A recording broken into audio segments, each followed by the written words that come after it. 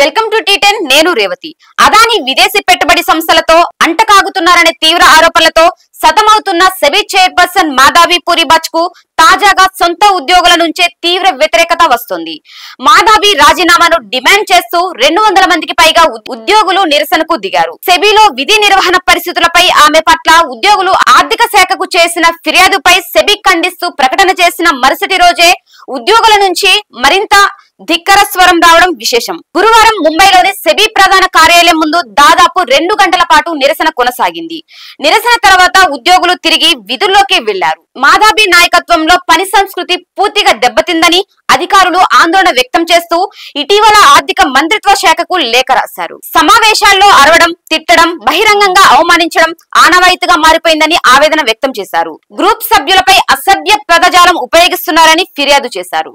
అవాస్తవ లక్ష్యాలను విధించడంతో తమ మానసిక ఆరోగ్యంపై తీవ్ర ప్రభావం పడుతుందని ఉద్యోగులు ఆర్థిక శాఖకు రాసిన లేఖలో పేర్కొన్నారు. సెబీలో దాదాపు 1000 మంది గ్రేడ్ ఏ అంతకంటే ఎక్కువ అధికారులు ఉన్నారు.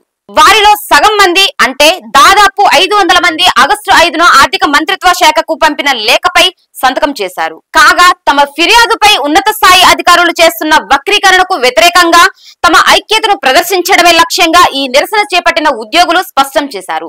సెబీ ఉద్యోగులపై అసత్యాలు ప్రచారం చేస్తూ విడుదల చేసిన పత్రికా ప్రకటనను ఉపసంహరించుకోవాలని, సెబీ చైర్పర్సన్ తక్షణమే రాజీనామా చేయాలని వారు డిమాండ్ చేశారు. సెబీ చరిత్రలోనే ఈ తరహాలో తమ బాస్ పై అధికారులు లేఖ రాయడం తొలిసారి కాగా, పైగా ప్రధాన కార్యాలయం ముందు నిరసనకు దిగడంతో పరిస్థితి తీవ్రతకు అద్దం పడుతుంది. ఇది ఇవాల్టి న్యూస్. చూస్తూనే ఉండండి టీ10.